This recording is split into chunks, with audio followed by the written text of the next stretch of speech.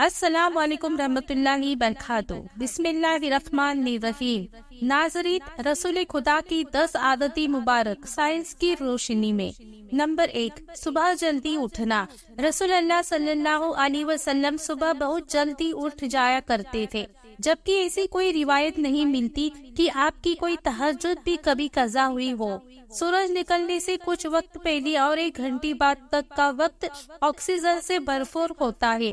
آج سائنسی تحقیق کے بنیاد پر بھی صحت کے اعتبار سے 24 گھنٹے میں یہ بہترین وقت ہوتا ہے جس میں آپ کو زیادہ سے زیادہ آکسیجن لینے کا موقع ملتا ہے، جو کہ آپ کی صحت مند زندگی کے لیے ایک مفید عمل ہے۔ نمبر 2، آنکھوں کا مساج کرنا۔ صبح نیند سے اٹھنے کے بعد رسول اللہ صلی اللہ علیہ وسلم آنکھوں کا مساج فرمایا کرتے تھے۔ جسم کا پورا نظام 11 سسٹم پر مشتمل ہوتا ہے۔ نیند سے اٹھنے کے بعد یہ سسٹم بحال ہونے میں 11 سے 12 منٹ لیتا ہے۔ اگر آپ آنکھوں کا مساج کرتے ہیں تو یہ سسٹم 10 سے 15 سیکنڈ میں فوراً بحال ہو جاتا ہے۔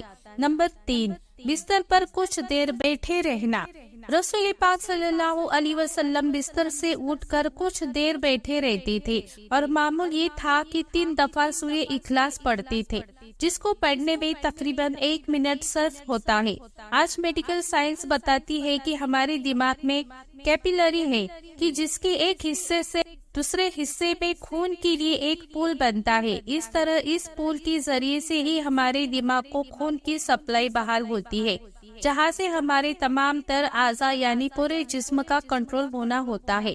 اگر کوئی شخص صبح بیدار ہونے پر اچانک اٹھ کر چلے کہ جب ابھی دماغ میں خون کی سپلائی بحال نہیں ہوئی تو اس آدمی کو برین ہیمیج ہو سکتا ہے، یا وہ دماغ کی کوئی دوسرے پیچیدہ مسائل کا شکار ہو سکتا ہے، جس میں اچانک جسم کے کئی حصوں کا فاضل ہو جانا بھی شامل ہے۔ جبکہ اگر وہ صرف 1 منٹ بیٹھے رہے تاکہ اس کی دماغ میں خون کی سپلائی بحال ہو سکے تو بہت سے پیچیدہ مسائل سے بچا جا سکتا ہے۔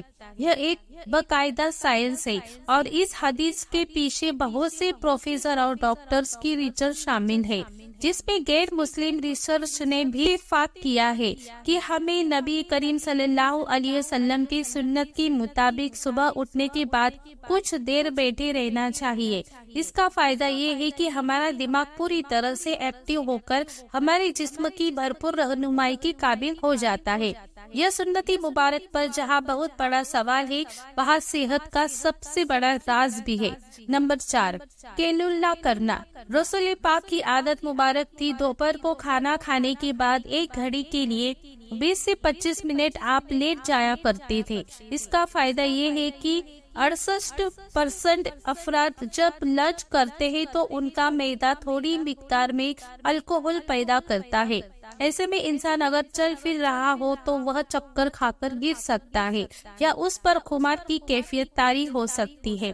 یہی سبب ہے کہ اگر آپ ہمیشہ دوپہر کے کھانے کے بعد اپنے آپ کو تھوڑا بوجھل سا محسوس کرتے ہیں، اگر ہم کچھ دیر لیٹ جائیں تو الکحل سے پیدا ہونے والے خمار کا ذہن پر زیادہ دباؤ نہیں آئے گا، اور وہ باڈی فنکشن کے لیے زیادہ باہر رہے گا، اور ہم کسی بھی طرح کے حادثے سے بچ سکتے ہیں۔ اس کے علاوہ بھی اس سنتی مبارک پر عمل نہ کرنے کی صورت میں بہت سے صحت کے مسائل پیدا ہو سکتے ہیں، کیونکہ یہ بات آج تحقیق سے ثابت ہے۔ اس لیے دنیا بھر کے اکثر ممالک میں 1 سے 2 یا 3 بجے تک دوپہر کا وقت کیا جاتا ہے، تاکہ لوگ لنچ کے بعد کچھ دیر قیلولہ کر سکے۔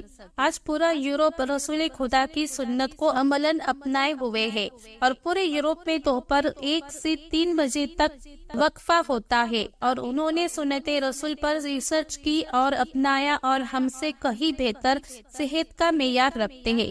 نمبر 5، کھانے سے پہلے پھل نوش فرمانا۔ رسول خدا ہمیشہ کھانا کھانے سے پہلے فروٹ نوش فرمایا کرتے تھے۔ آپ کی عادتیں مبارک تھی، آپ کھانے کے بعد پھل نہ کھاتے۔ مختلف پھلوں میں 90 سے 99% تک پانی کی مقدار ہوتی ہے۔ آپ رسول اللہ صلی اللہ علیہ وسلم نے کیونکہ کھانا کھانے کے بعد پانی پینے سے منع فرمایا ہے، جبکہ کھانے سے کم پانی پینے کی ترغیب دلائی ہے۔ اس لیے مختلف پھل کیونکہ پانی کی مقدار زیادہ رکھتے ہیں، اس لیے ان کو کھانے سے پہلے جسم اور خاص طور پر معدے اور آنتوں کو طاقت ملتی ہے، کیونکہ کھانے کو ہضم کرنے میں معدہ اور آنتوں کا بہت ہی اہم کردار ہوتا ہے، اور یہ عمل ان کی کاریہ کرنے کی بڑھانے میں ان کے لیے مددگار ثابت ہوتا ہے۔ اور یہ بات بھی سائنس سے ثابت ہو چکا ہے کہ فروٹ میں موجود غذائیت سے خالی معدے کو زیادہ فائدہ ہوتا ہے۔ نمبر 6، غذا کے بعد زیادہ پانی نہ دینا۔ رسول پاک نے کبھی کھانے کے بعد پانی نہیں پیا۔ آج علم و تحقیق سے جو باتیں سامنے آئی ہے ان سے پتہ چلتا ہے کہ سنت مبارک پر عمل نہ کرنے کے اس قدر نقصان ہے کہ گمان بھی نہیں کیا جا سکتا۔ جب ہم کھانے کے بعد پانی پیتے ہیں تو کھانے میں جس قدر فیٹس ہوتے ہیں وہ کھانے سے مل کر معدے کے اوپر والے حصے میں آ جاتے ہیں، باقی کھانا ہضم کے دوسرے مرحلے کے لیے چھوٹی آنت میں چلا جاتا ہے، اور اس طرح معدے میں رہ جانے والے فیٹ اور پروٹین معدے کے اندر انتہائی نقصان دہ گیس پیدا کرتا ہے، جبکہ ان کو کھانے کے ساتھ مکس ہو کر نظام انتظام کے اگلے مرحلے میں جانا ہوتا ہے۔ ہم نے پانی پی لیا یا فروٹ کھا لیا تو یہ ہماری صحت کی بربادی کے لیے معدے میں ہی رہ گئے۔ نمبر 7، وضو کرنا۔ ہم دن میں 5 فرض نمازیں کے لیے کم سے کم 5 مرتبہ وضو کرتے ہیں، کیونکہ وضو کے بغیر نماز نہیں ہوتی، اور منہ، ناک، ہاتھ، بازو، سر اور پاؤں دھوئے بغیر وضو نہیں ہوتا۔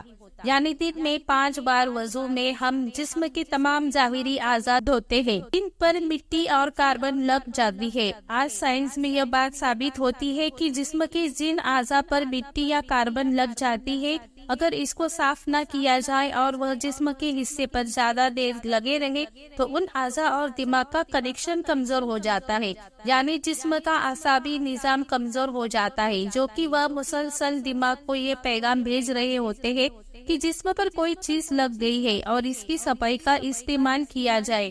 اگر وہ شخص صبح منہ دھوتا ہے اور اس کے بعد شام میں آ کر دھوتا ہے تو اس کی دماغ کا تعلق کمزور ہو جاتا ہے، جس سے بعد میں وہ بہت سے اعصابی مسائل کا شکار ہو جاتا ہے۔ اسلام کم سے کم دن میں 5 بار آپ کے اعضاء کی صفائی کا بندوبست کرتا ہے، اور جمعے کے روز ناخن، زیر ناف اور بغلوں کے غیر ضروری بال کاٹنے سمیت مختلف صفائی کا اہتمام کرتا ہے۔ نمبر 8، جلدی سو جانا۔ رسول اللہ صلی اللہ علیہ وسلم کی یہ سنت مبارک تھی کہ آپ جلدی سو جایا کرتے تھے۔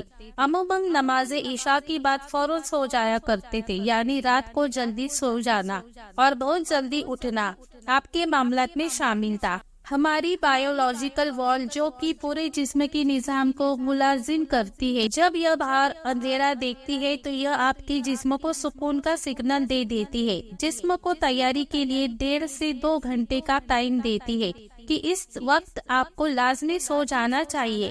نوٹ کیجئے گا کہ نماز مغرب اور عشاء میں بھی تقریباً اتنا ہی دورانیہ ہوتا ہے۔